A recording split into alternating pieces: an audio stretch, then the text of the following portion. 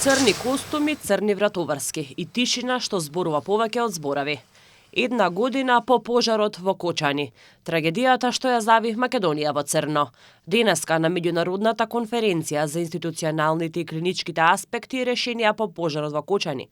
Државниот врв, лекари и меѓународни партнери се собраа да оддадат почит на загинатите и да извлечат поука од трагедијата што за секогаш ќе остане во колективното сеќавање на државата. Премиерот Христијан Мицкоски порача дека трагедијата не може да се мери со време, туку со болката што ја остава зад себе. Потсети дека една трагедија никогаш не завршува со денот кога се случила, затоа што за семејствата загубата продолжува секој ден. Вели за него тоа бил најтешкиот ден во неговиот живот.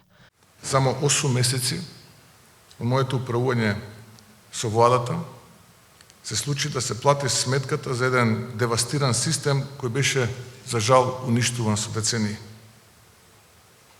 Денот на несреќата не беше само мојот најтежок ден како председател на владата, туку тоа беше најтешкиот ден во мојот живот како човек. Кој е виновен за сето ова? Јас го поставувам ова прашање и на ова мора да даде одговор не некаков преки суд, не јавноста, туку обвинителството и судовите. Во знак на почит, премиерот ги прочита имињата на сите загинати во пожарот во клубот Пулс. Порача дека тие не се бројки во статистиката, туку луѓе со своји животи, семејства и соништа, трагично прекинати во една ноќ.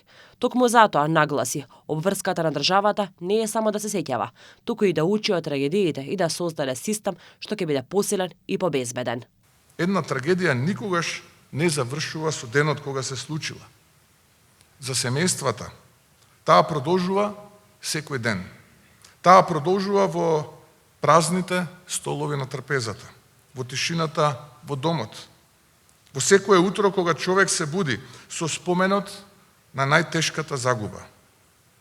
Затоа од првиот ден донесовме јасна одлука.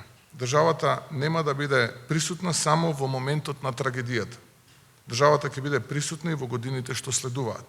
Но трагедијата остави и друга трага на солидарност. Во најтешките часови, медицинските тимови, како што велат надлежните, работеа без прекин. Крводарителските центри беа исполнети со граѓани, а помошта пристигнуваше од сите страни. Министерот за здравство Азир Алиу потсети дека во деновите по пожарот здравствениот систем функционирал под огромен притисок. Денес сме овде и со обврска од оваа болка да извлечеме поука, а од искуството да изградиме посилен и поотпорен систем, кој ќе штити и ќе реагира навремено при непосакувани трагедии. Во исто време, над 115 тешко повредени пациенти биле транспортирани на лекување низ болниците во Европа. Министерот за надворешни работи Тимчо Муцунски посочи дека трагедијата во Кочани ја разбудила и најсилната меѓународна солидарност. Тој ден кога сирените на возилата на брзата помош ја пресекуваа тишината и тагата, за мене како министер искрата на охрабрување беше единствено подадената рака и понудената помош од моите колеги, министрите за надворешни работи од пријателските земји. Во тие тешки денови се покажа дека вистинската сила на дипломатијата е меѓународната солидарност. Благодарение на брзата комуникација со партнерските земји и активирањето на Европскиот механизам за цивилна заштита, повредените добија медицинска грижа во болниците низ Европа. За многумина од нив тоа значеше нова шанса за живот, истакна Муцунски.